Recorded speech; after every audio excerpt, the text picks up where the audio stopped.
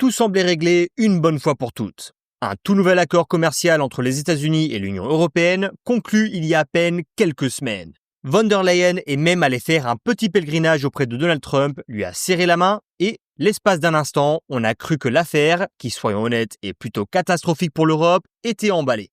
Eh bien, pas vraiment. Parce que voilà le problème. Personne en Europe ne semble satisfait de cet accord. Ni les capitales nationales, ni le Parlement européen.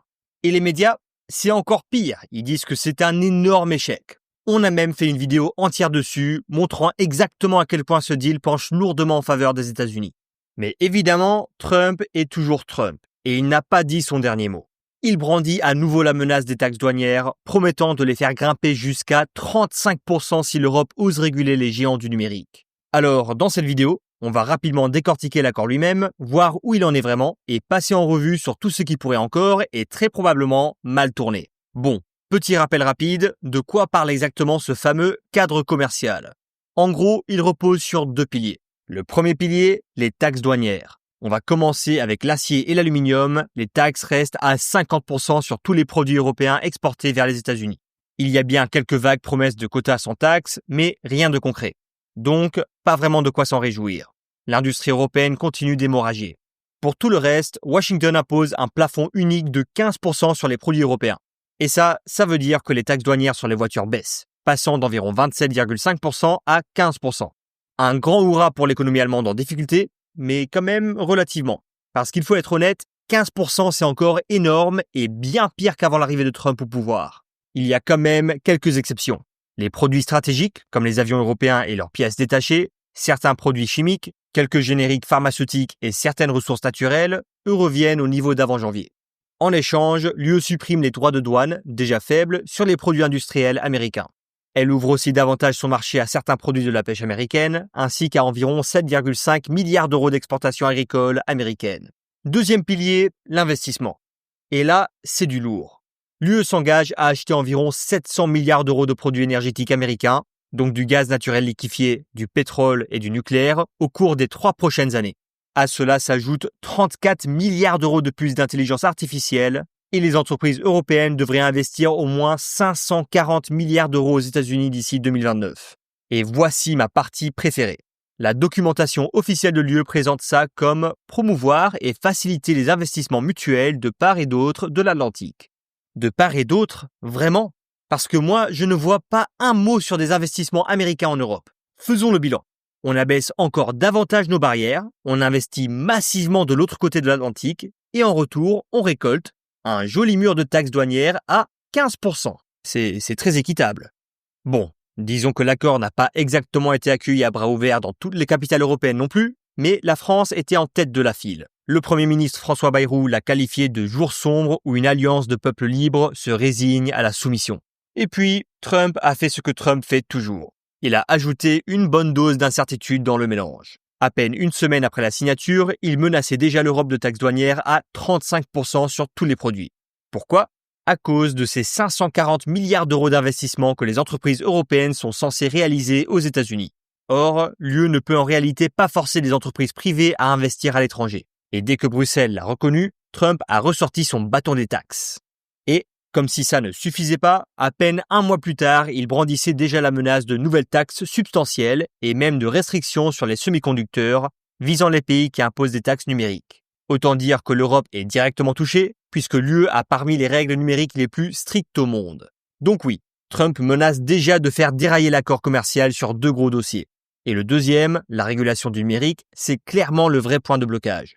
Parce que l'UE ne recule pas. Bruxelles répète qu'elle a le droit souverain de réguler le secteur technologique, peu importe ce que Trump en pense. Et c'est important, parce que l'Union a mis en place des textes numériques majeurs que Washington déteste cordialement. Par exemple, le DSA, le Digital Services Act. Il concerne les plateformes en ligne et la manière dont elles gèrent le contenu. Il oblige des entreprises comme X, TikTok ou YouTube à retirer rapidement des contenus illégaux et à être transparents sur leurs algorithmes.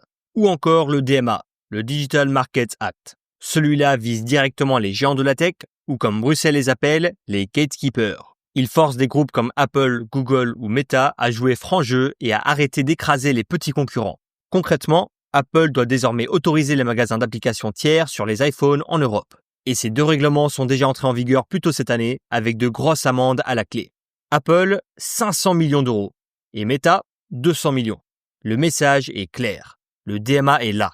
Et il est bel et bien appliqué. Et le pays qui mène encore une fois la charge, c'est la France. Le président Macron a déjà prévenu que si Trump continue de brandir la menace de taxes douanières en réponse à la régulation numérique et aux taxes digitales, l'UE devra être prête à riposter. Cette fois en visant directement le secteur numérique américain. Mais il n'y a pas que Paris qui fait du bruit. L'accord entre les Américains et l'UE n'est toujours pas validé à l'intérieur de l'Union elle-même. Parce que, pour entrer en vigueur, il doit obtenir le feu vert du Conseil de l'UE, où les 27 gouvernements dont la France ont leur mot à dire, et une majorité qualifiée est nécessaire. Et le Parlement européen, qui doit approuver la suppression des droits de douane sur les produits industriels américains, l'accès élargi aux produits de la pêche américaine, ainsi que certaines exportations agricoles dites non sensibles. Et à ce jour, il n'y a aucune approbation. L'eurodéputée française Marie-Pierre Védrenne reconnaît que le Parlement est très divisé, et certains élus allant même jusqu'à demander un rejet pur et simple.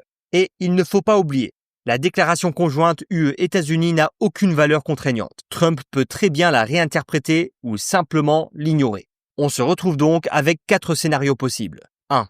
Macron convainc les autres capitales européennes d'adopter une ligne plus dure et l'accord est bloqué au Conseil de l'UE.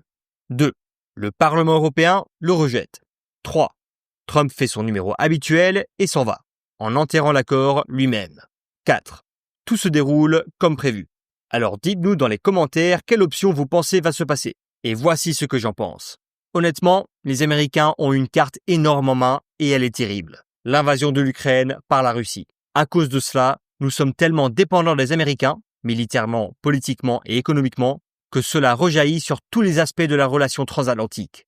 C'est en quelque sorte l'atout ultime que Trump peut toujours dégainer.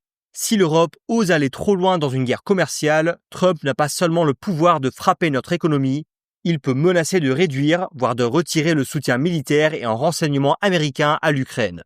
Et malheureusement, tout est lié. Trump le sait et il va en profiter.